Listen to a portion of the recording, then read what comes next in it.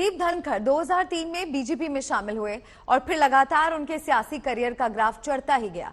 2019 में वो पश्चिम बंगाल के राज्यपाल बने।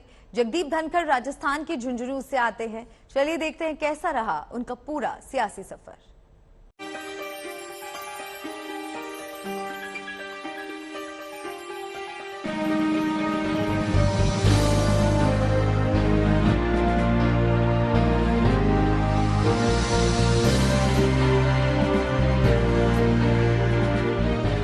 From process of law, we are at the moment in a very difficult crisis.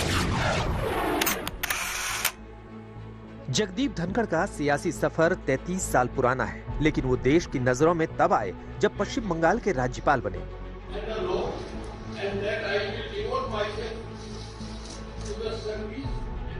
मुख्यमंत्री राज्यपाल के टकराव ने उन्हें एक सख्त प्रशासक की छवि दी और दीदी के साथ सियासी तल्खी ने उन्हें एक बेहद सधे हुए राजनेता की पहचान दी।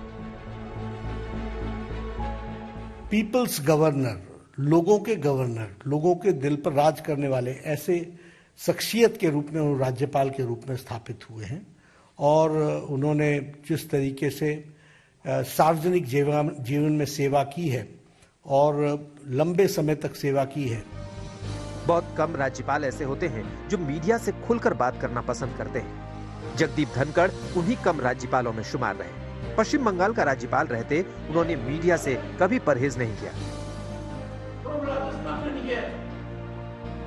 जब भी सरकार से किसी मुद्दे पर मतभेद हुए, उन्होंने खुलकर अपनी राय रखी। जगह कोई भी हो, कोलकाता, सिलीगुड़ी या फिर दार्जिलिंग, मुद्दा कोई भी हो, चुनाव बाद हिंसा का या फिर बीरभूम में आगजनी के बाद हिंसा का, जगदीप धनखड़ ममता सरकार को खुली नसीहत देने में कभी पीछे नहीं रहे। From process of law, we are at the moment in a very difficult crisis. I am getting reports from within and outside the country. People are worried. I am in touch with the Honorable Chief Minister.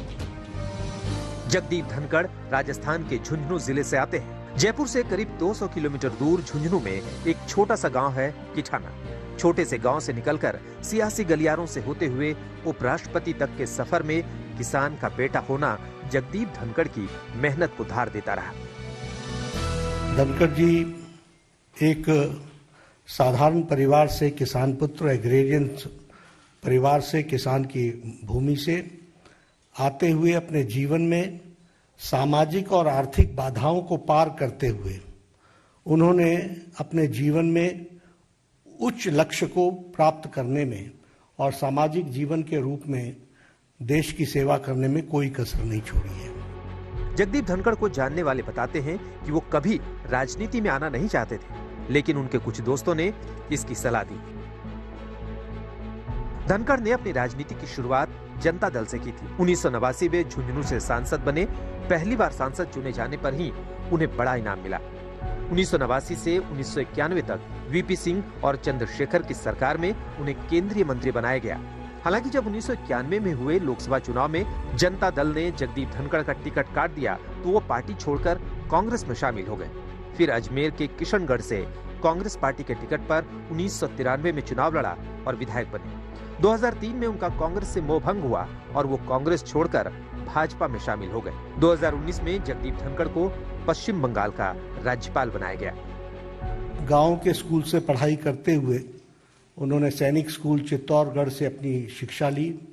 बाद में वो Rajasthan university में physics की उन्होंने पढ़ाई की और साथ में एलएलबी किया।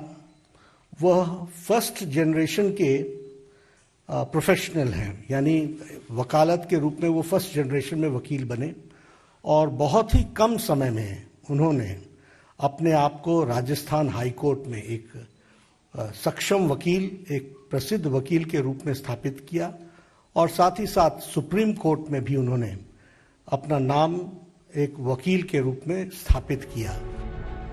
जगदीप धनखड़ को याद करके उनके गांव वाले कई दिलचस्प बातें बताते हैं। गांव के विकास के लिए, महिलाओं के सशक्तिकरण के लिए और बच्चों की पढ़ाई लिखाई के लिए उन्होंने पिछले कुछ सालों में कई काम किए हैं। सिलाई ट्रेनिंग सेंटर शुरू करवाया, कंप्यूटर ट्रेनिंग सेंटर खुलवाए, लाइब्रेरी खुलवाई, लोग बताते हैं कि जगदीप धनखड़ अपने गांव में अंग्रेजी बोलने वाले पहले शख्स थे।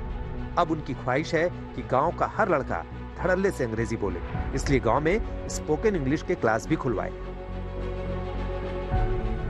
जगदीप धनखड़ के पिता गोकुल चंद धनखड़ खेती करते थे। उन्होंने सैनिक स्कूल चित्तौड़गढ़ और राजस्थान विश्वविद्यालय से शिक्षा हासिल की है। उनके पास लॉ की डिग्री है। 1977 में उन्होंने राजस्थान हाईकोर्ट में वकालत शुरू की थी। वो राजस्थान हाईकोर्ट बार एसोसिएशन के अध्यक्ष भी रहे। धनखड़ सुप्रीम कोर्ट के वरिष्ठ वकील भी रह चुके हैं। जगदीप धनखड़ भले ही सत्ता और सियासत के मंझे हुए खिलाड़ी ना हो, भले ही कानून के सधे हुए जानकार हों, लेकिन उनके भीतर आज भी एक ठेठ देसी किसान पुत्र की आत्मा बसती है। आज तक ब्यूरो।